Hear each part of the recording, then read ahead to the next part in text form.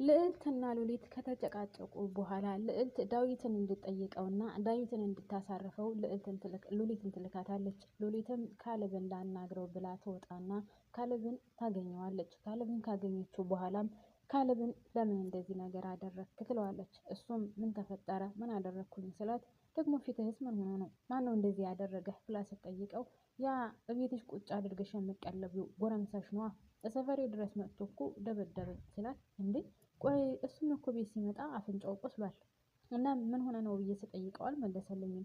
ቆይ አንተ እና እሱ ምንድን ነው የሚያገናኛችሁ በመካከላችሁ የተፈጠረው ነገር ምንድን ነው ብላ ስትጠይቀው ካሌብም ቆይ አሁንም ለሱ እየተከራከርሽ ነው ለሱ ነው የምትሟገችለት እየነገርኩሽ ያለሁት እኮ ሰፈሬ ድረስ መጥቶ ደበደበኝ ነው ሲላትኝ እና ያለምንም ምክንያት ነው የሚመታህ ችግራችሁ ምንድን ነው በመካከላችሁ ያለው ነገር ምንድን ነው ብላ ስትጠይቀው ቆይ አንቺ እኔን አታምኚኝም ማለት ነው ሁልጊዜ እኔ የነገሩ ጠንሳሽ ሆኜ ነው የምታይሽ ሲላት ካሌብ ቃላቶችን አትሰነጣጥቅ እኔ እየጠየቅኩ ያለሁት ወይም ለማወቅ እየሞከርኩ ያለሁት በመካከላችሁ የተፈጠረውን ነገር ነው እና እኔ ስለ በምን ምክንያት እንደተጣላችሁ ምን አውቃለሁ እኔ እኮ እየጠየቅኩ ያለሁት በምን ምክንያት ተጣላችሁ ነው ብላ ስትለው በቃ ምንም አላደረኩትም ሰፈሬ ድረስ መጥቶ ግን ደበደበኝ ይላታል።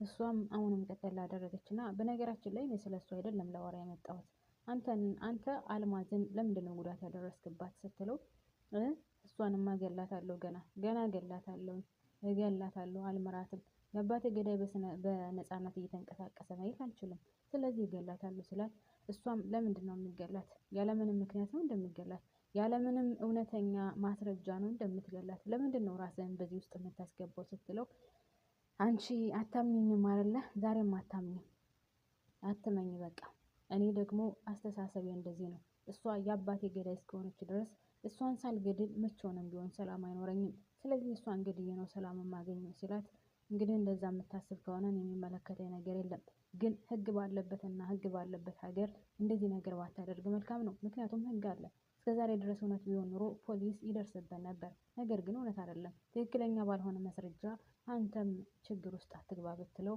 እሱ ሊሰማት አልቻለም። ሰላም ጤና ይስጥልኝ ውድና የተከበራችሁ አድማጭ ተመልካቾች በያላችሁበት ሰላማችሁ ይብዛልኝ። ለዚህ ቻናል አዲስ የሆናችሁ ላይክ እና ሰብስክራይብ ያደረጋችሁ ነባሮቹ ደግሞ ላይክ ማድረጋችሁን አትርሱ። በሌላ በኩል ኤልሳና ልዕልት ይገናኛሉ ቤት ውስጥ ኤልሳና ልዕልት ሲገናኙ እሺ ልዕልት ደህና ነሽ እንዴት ነሽ ካለቻት በኋላ እና የተማከርንበትን ነገር ምን አደረሽው ስትላት ምንድነው ደግሞ አሰብሽበት ስላለቻት ስለምንድን ነው የማስበው ስትላት እንዴ ስለዛ ነዋ ቃል ስለገባሽልኝ ስትላት ልዕልት ደገማ ቀጠል አደረገችና እኔ አሁን ስለዛ የማስብበት ጊዜ የለኝም ምክንያቱም አሁን ያለሁበት ጊዜ አይፈቅድልኝም ስትላት ማለት አልገባኝም እና ታዲያ ለምንድን ነው ቃል የገባሽልኝ ስትላት አውቃለሁ ቃል ገብቼልሻለሁ ቃል የገባሁትን ግን አልረሳም ነገር ግን አሁን እኔ ስለ ፍቅር የማስብበት ጊዜ አይደለሁም ስትላት ማለት አልገባኝም ትላታለች ኤልሳ እሷም ነገርኩሽ እኔ አሁን ስለ ፍቅር የማስብበት ጊዜ የለኝም ስለ ዳዊትም ቢሆን እኔ ቀስ ብዬ በስነ ስርዓት አውቄው ተግባብቼው ስለሱ ማንነት በደንብ አውቄ ነው ወደዛ እንትን እምለው ስትላት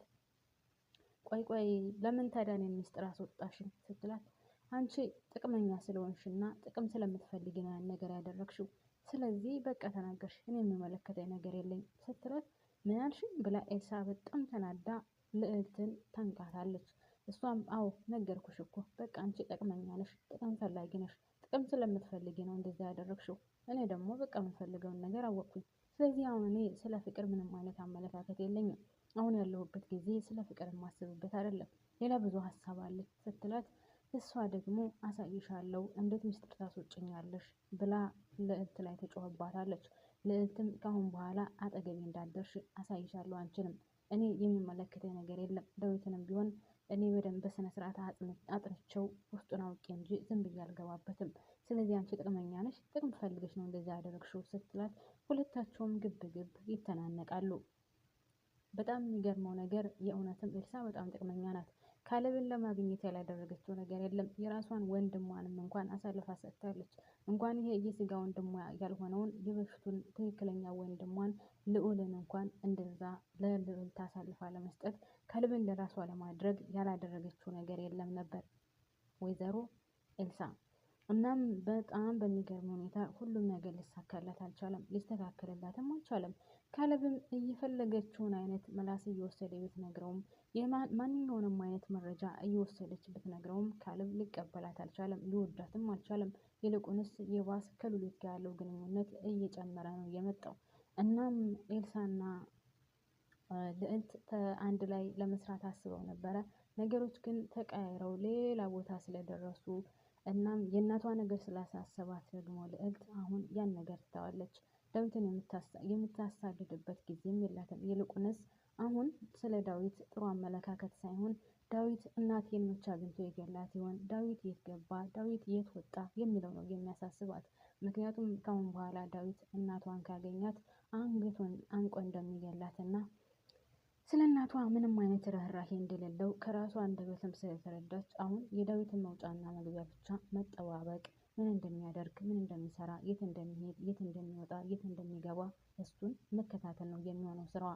ምክንያቱም እናቷን ብትሆን እባክሽን እቤት ውስጥ ያለውን ነገር ተከታታይ፣ እቤት ውስጥ የሚፈጠረውን ነገር እንድትከታተይ ነው የምፈልገው ስላለቻት ያን ነገር ብቻ ነው መከታተል የምትፈልገው። ለማንኛውም ውድና የተከበራችሁ ቤተሰቦች እንግዲህ ድራማው እዚህ ላይ እየተጨቃጨቁ ልዕልትና ኤልሳ እየተጨቃጨቁ ነው ድራማው ያለቀው ማለት ነው። ነገር ግን ወይዘሮ አልማዝ በጣም በሚያሳዝን ሁኔታ ካሌብም ይዟታል፣ ዳዊትም ይዟታል። እንግዲህ በአንድ ቀን ሁለታቸውም ነው አንቀው ሲጥ አድርገው ሊገሏት የነበረው። መጀመሪያ ዳዊት ሊገላት ሲል የሰፈር ወጣቶች መጥተው ገላገሏት። ሁለተኛ ደግሞ ካሌብ አንገቷን አንቆ ሊገላት ሲል የራሷ ልጇ መጥታ አስጥላታለች። ዛሬ ተርፋለች። ነገ ወዲያ ግን ምን እንደሚገጥማት የምናየው ይሆናል ማለት ነው። ወይዘሮ አልማዝ አሁን ጭንቀት ውስጥ ናት። መንገድ ላይ ሆና እንኳን አሁን እኮ ካሁን በኋላ በቃ ሰላም አልኖርም፣ ምን አባቴ ይሻለኛል፣ ሰቀቀኑ እኮ ራሱ ሊገለኝ ነው፣ ይህ ልጅ ካገኘኝ በፍጹም አይመረኝም፣ አይተወኝም እያለች ለራሷ ለብቻዋም እያወራች ነው ያለችው። ልጅቷም በጣም በሚገርመው ነገር በነገራችን ላይ ያው የእናቷ ጥፋት መሆኑን ብታቅም ልጅቷ ራሱ ከእናቷ ጋር ሆናለች። ምክንያቱም እናት ናት፣ ሌላ ማንም የላትም፣ አባትም ስለሌላት።